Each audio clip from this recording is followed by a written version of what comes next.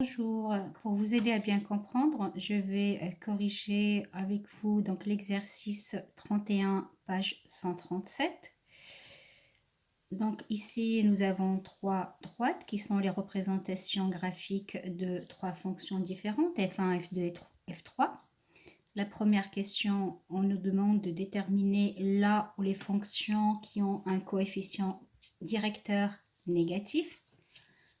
Dans le cours, nous avions vu que toutes les droites qui montent ont un coefficient directeur positif et les droites, je vais dire en guillemets, qui descendent ont un coefficient directeur négatif. La seule droite qui descend, c'est celle-ci.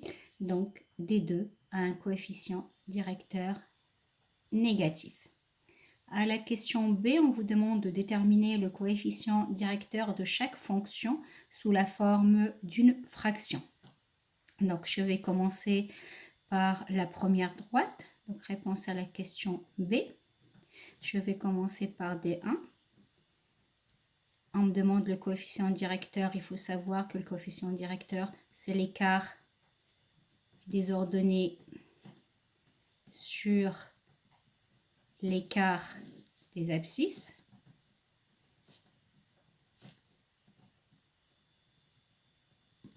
Alors, donc, je prends donc D1. Je vais choisir 2 points.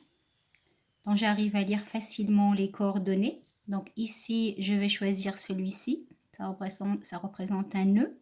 Et ensuite, celui-là, je ne vais pas le prendre parce que j'arrive pas à lire avec précision l'abscisse et l'ordonnée. Celui-là non plus. Celui-là, je choisis des nœuds. Le deuxième, il est là.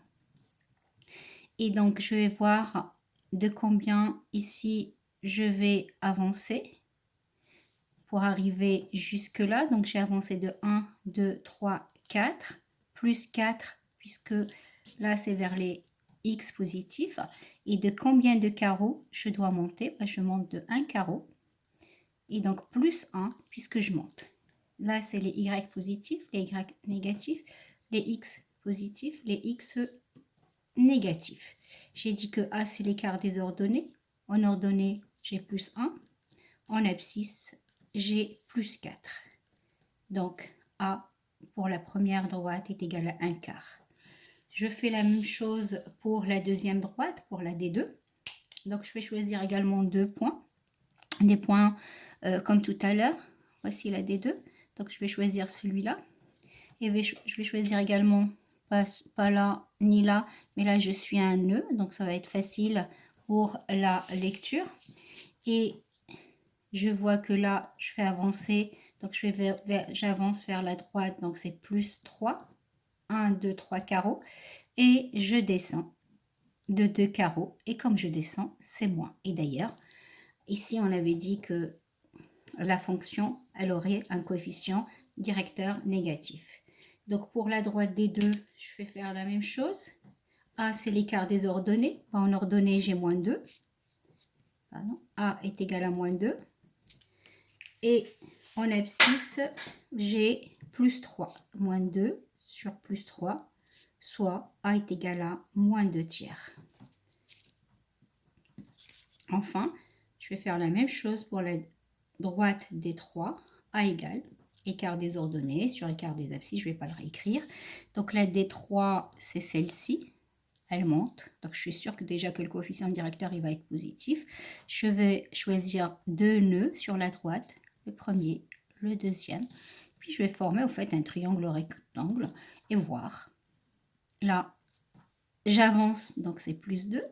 Je monte, donc c'est plus 3. Donc le coefficient directeur est égal à 3,5. Voici mes 3 coefficients directeurs. Enfin, donc j'arrive à indiquer, la question c'est indiquer l'ordonnée à l'origine de chaque droite. Ça c'est vraiment facile pour trouver le B. Vous savez qu'une fonction affine s'écrit f de x égale à ax plus b. A, coefficient directeur, B, ordonnée à l'origine, c'est-à-dire c'est l'image de 0.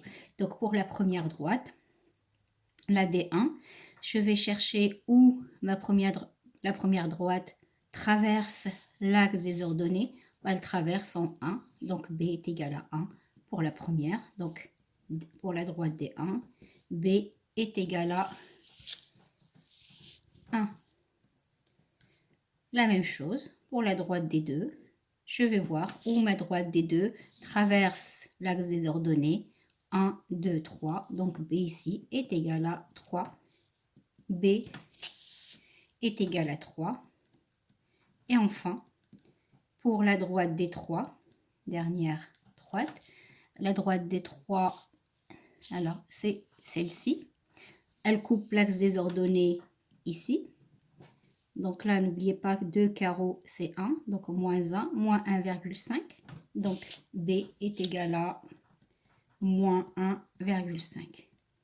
Voilà. Donc là, j'ai tout. J'ai mes A, mes coefficients directeurs.